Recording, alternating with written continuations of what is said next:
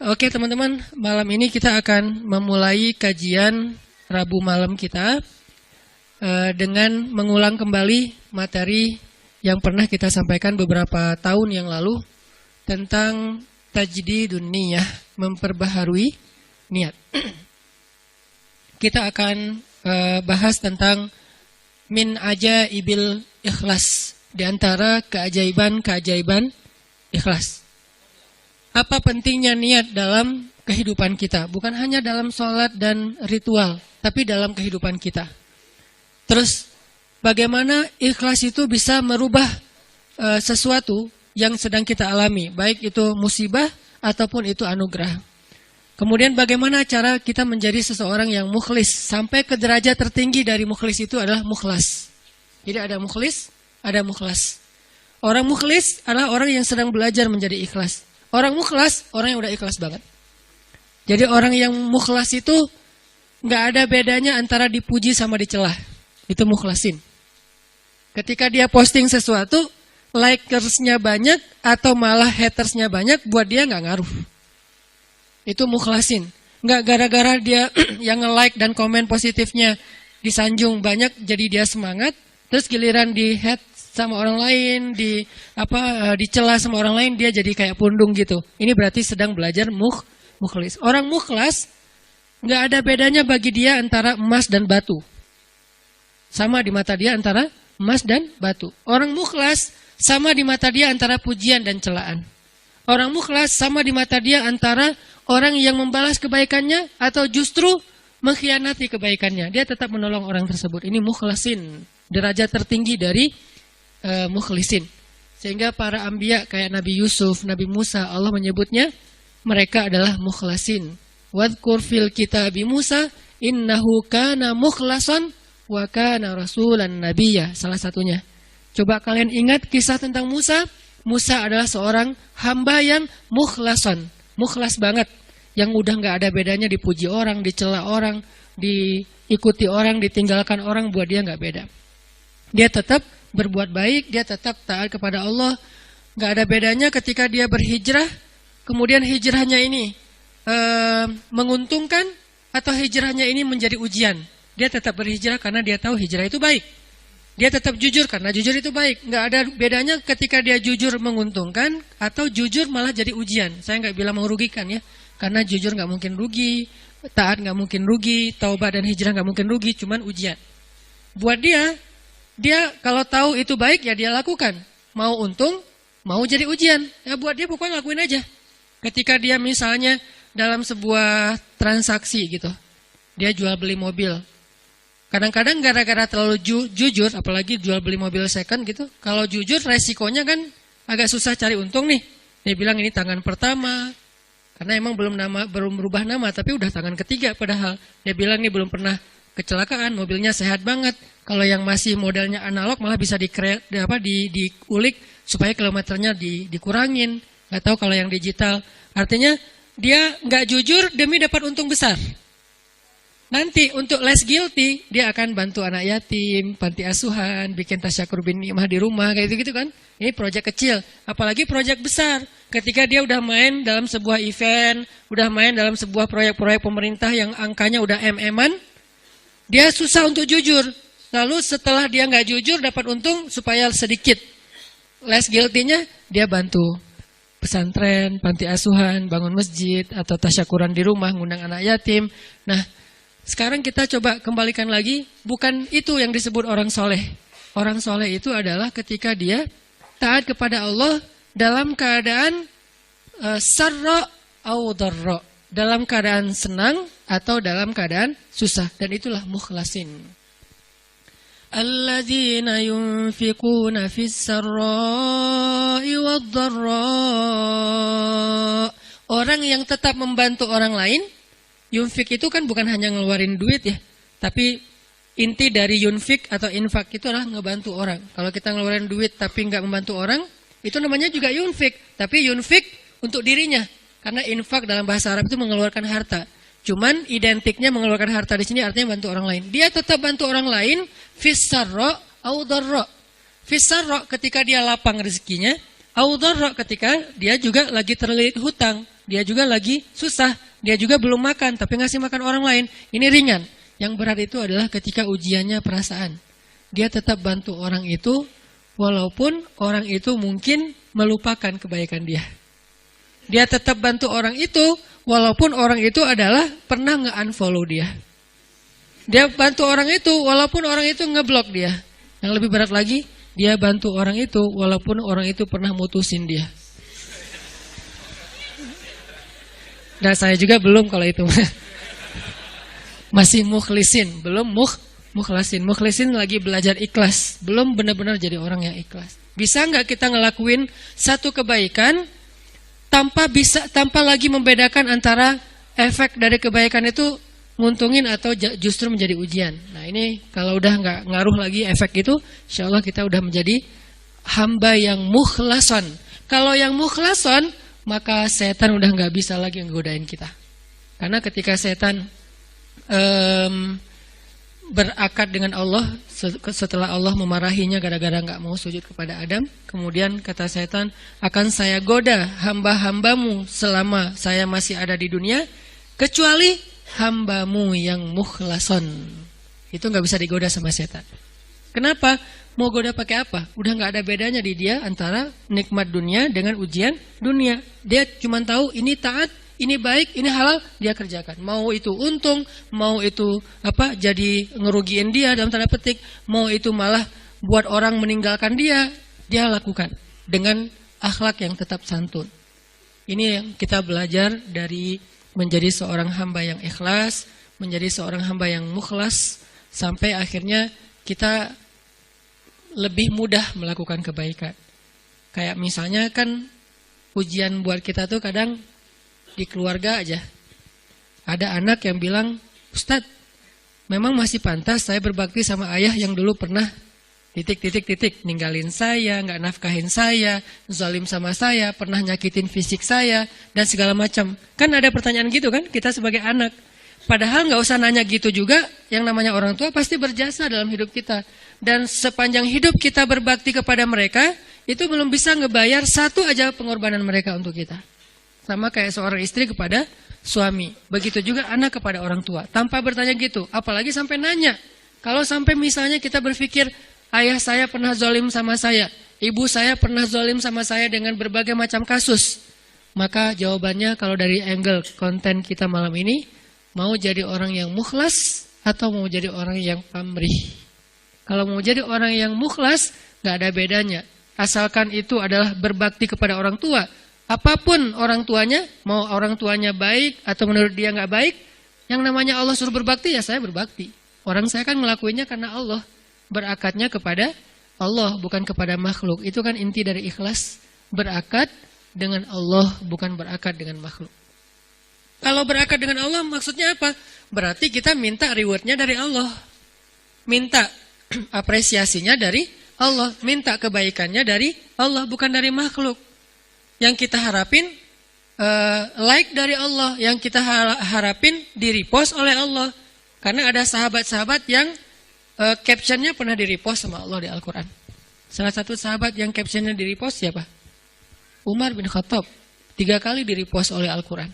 Itu keren banget. Sampai ada sahabat captionnya dia di-repost oleh Al-Quran. Jadi ayat itu mengulang kembali kata-kata Umar. Salah satunya di surat At-Tahrim. Kemudian nanti ada di surat Al-Anfal. Kemudian ada juga di surat Al-Ahzab. Allah nge-repost kata-kata Umar bin Khattab. Ini menunjukkan bahwa ikhlas banget. Yang diharapin adalah reward dari Allah, apresiasi dari Allah, anugerah dari Allah, hadiah dari Allah, kebaikan dari Allah. Ustadz, kalau misalnya nggak berharap apa-apa bahkan dari Allah, itu bukan ikhlas. Karena makna ikhlas itu bukan tidak berharap apa-apa. Makna ikhlas itu murni. Arti murni berharap hanya kepada Allah. Karena kalau sampai kita nggak berharap surga, nggak berharap dibebaskan dari azab neraka, nggak berharap dibantu oleh Allah, itu bukan ikhlas. Itu apa Ustadz? Itu istaghna. Ini ada sedikit yang harus kita perbaiki dari persepsi tentang makna ikhlas. Apa bedanya ikhlas dengan istaghna? Kalau ikhlas tidak berharap kecuali kepada Allah. Kalau ke Allah dia berharap surga. Allah sendiri yang menjanjikan kan? Wa'adallahu alladhina amanu misalnya, wa basyiril ladzina amanu wa amilus solihat anna lahum jannat. Ayat kayak gitu kan banyak banget di Al-Qur'an ya. Allah menyediakan untuk mereka ampunan, Allah menyediakan untuk mereka surga, Allah menyediakan untuk mereka kebaikan. Wa may yattaqillaha yaj'al lahu makhraja wa yarzuqhu min haitsu la yahtasib, yukaffir anhu sayyiati wa yu'dhim lahu ajra, yaj'al lahu min amrihi yusra. Ayatnya banyak banget. Kalau Allah udah nawar-nawarin terus kita bilang, "Dah saya mah enggak butuh itu namanya istaghna. Istaghna arti bahasanya merasa enggak butuh. Terjemahan lebih umumnya lagi, sombong. Jadi kalau kita enggak berharap apa-apa ke Allah, justru Allah tuh enggak suka. Bukan Allah salut. Hebat ya hamba ini ya, ngelakuin kebaikan enggak berharap apa-apa. Enggak. Itu Allah enggak suka. Kalau kita ke teman, kita suka. Karena ketika dia berharap sesuatu ke kita jadi beban. Kalau Allah itu enggak jadi beban. Jangan samakan Allah dengan makhluk. Ketika kita berharap terus Allah jadi beban. Ntar dulu saya mau cuti, kenapa? Bebannya banyak banget, semua orang berdoa ke saya. Kan gak gitu Allah. Masa ketika kita berdoa Allah jadi beban? Bukankah Allah berfirman, Kullu kulla yaumin huwa fi sya'an.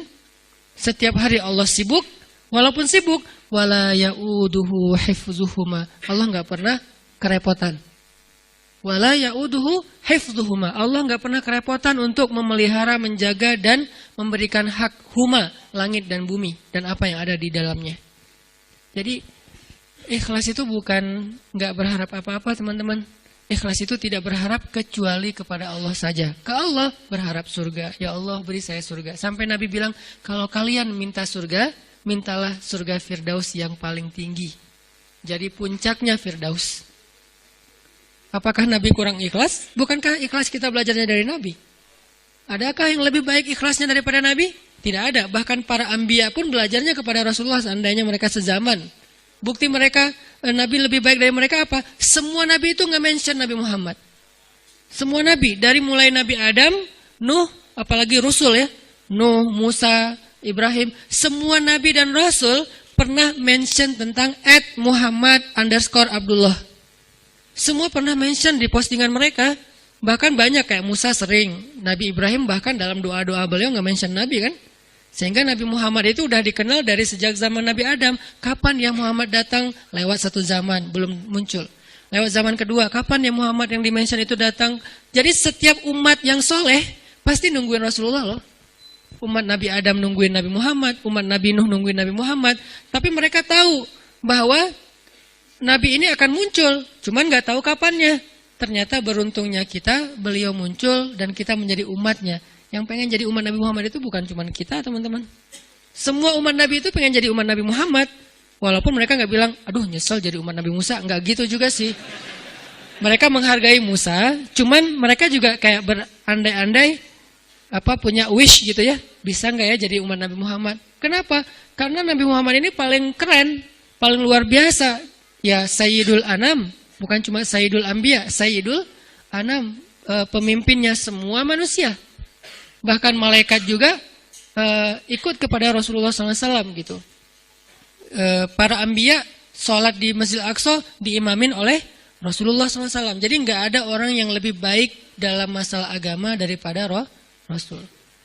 Kalau Nabi mengajarkan kita tentang mengharapkan kebaikan kepada Allah dan itu masuk dalam bagian ikhlas, berarti kalau ada orang yang gak mengharapkan lalu merasa paling ikhlas, ini pasti ada yang miss nih tentang pemahamannya. Enggak, tetap berharap, ya Allah masukkan saya ke surga. Bahkan doa kita sebelum kita salam, salah satu yang diajarkan apa? Allahumma inni a'udzubika min azabi jahannam wa min azabil qabr wa min fitnatil mahya wal mamat wa min syiddatil fitnah wa min syarri fitnatil masiihid dajjal. Atau doa yang dibaca sama Bilal terus di like sama Nabi itu apa? Yang diposting sama Bilal. Allahumma inni as'aluka ridhaka wal jannah wa a'udzubika min sakhatika wan nar. Itu kan postingan Bilal ya. Yang first like-nya malah Rasulullah. Lalu yang lain pas ngeliat Rasulullah nge-like pada nge-like juga. Akhirnya malah di save gitu postingan Bilal dan dihafal. Kemudian di-repost sampai zaman kita sekarang. Isinya apa itu? Meminta dan berlindung. Berarti mengharapkan kan? Meminta berarti mengharapkan surga dan ridho Allah. Berlindung berarti mengharapkan terbebas dari neraka dan dan kemarahan Allah. Ini berarti ikhlas. Jadi kalau kamu kenapa puasa? Biar ujian nasionalnya lancar. Oh, nggak ikhlas tuh. Ikhlas kalau berharapnya ke Allah. Kenapa tahajud? Biar nilainya bagus. Ikhlas kalau berharapnya ke Allah. Kenapa ini? Karena ini. Kenapa ini? Baik urusan dunia maupun urusan akhirat selama halal ya. Karena kalau kenapa sekarang kamu rajin tahajud?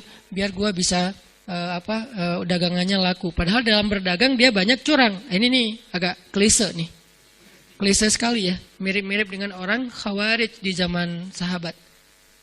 Sampai Nabi bilang gini. Ini klisenya Khawarij ya. Kalau di zaman kita menurut sebagian besar ulama dan saya sepakat dengan itu seperti ISIS. Klisenya Khawarij itu apa? Kata Nabi, kalau kalian membandingkan ibadah kalian dengan ibadah mereka, maka kalian akan meremehkan ibadah kalian. Saking ibadah orang Khawarij itu luar biasa. Itu soleh banget dari sisi ibadah ya. Taat banget, rajin ibadah banget. Sampai di zaman sahabat ada orang Khawarij lagi selesai perang, mereka istirahat di bawah sebuah pohon korma. Duduk di atas kepala para sahabat.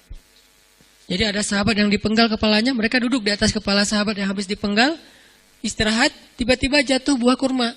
Pas buah kurma jatuh, temannya ngambil. Kata temannya yang lagi duduk di atas kepala sahabat bilang, jangan makan, itu kan bukan hak kita, karena kita belum minta izin kepada pemilik. Giliran satu butir korma, mereka mikirin halal haram, tapi di bawah mereka lagi didudukin kepalanya para sahabat yang dijamin masuk surga. Klise kan? Ini yang sering terjadi. Kadang-kadang kita dari satu sisi ahli ibadah, malam tahajud, siang puasa, tapi komen di sosial media masih istilahnya gibah, buka aib, apa-apa segala macam. Ini berarti kita kayak agak sedikit aneh gitu kesolehannya. Nah, termasuk orang yang pengen jadi orang baik tapi nggak mengharapkan apa-apa. Sampai ada syair, dan saya agak kurang setuju dengan syair ini, mengatakan, ya Allah, kalau saya berbuat baik karena pengen surga, tutuplah pintu surga itu dari saya. Gitu kan ya? Kalau saya beribadah karena takut neraka, masukkanlah saya ke dalam neraka. Saya melakukan itu hanya karena cinta. Terkesan hub, al-khauf, dan ar-roja itu tiga hal yang bertentangan. Padahal tiga hal ini, tiga-tiganya bagian dari iman. Hub, cinta, bagian dari iman. Kita harus mencintai Allah lebih dari segalanya. Khauf, takut kepada Allah, bagian dari iman. Sampai Nabi mengatakan, Ra'sul hikmah makhafatullah. Puncaknya orang yang berilmu itu takut sama Allah. Jadi orang yang paling takut pada Allah, yang paling banyak berilmu. Innama yakhshallaha min ibadihi al-ulama. Orang yang paling takut kepada Allah di antara hambanya adalah orang yang berilmu. Begitu juga dengan ar-raja. Siapa yang mengharapkan kebaikan di sisi Allah, maka dia mendapatkan apa yang dia harapkan, termasuk niat. Maka yang paling tepat di antara makna ikhlas, ikhlas itu tidak berharap kecuali hanya kepada Allah. Kalau berharap kepada Allah, itu semuanya ikhlas. Kalau nggak berharap apa-apa dari Allah, namanya istaghna. Dan ayat tentang istaghna, kalla innal insana la yatgha ar-ra'ahu istaghna. Manusia itu akan banyak berbuat dosa ketika dia merasa dirinya serba cukup, nggak butuh lagi kepada Allah SWT. Insyaallah nanti kita lanjutkan setelah sholat Isya.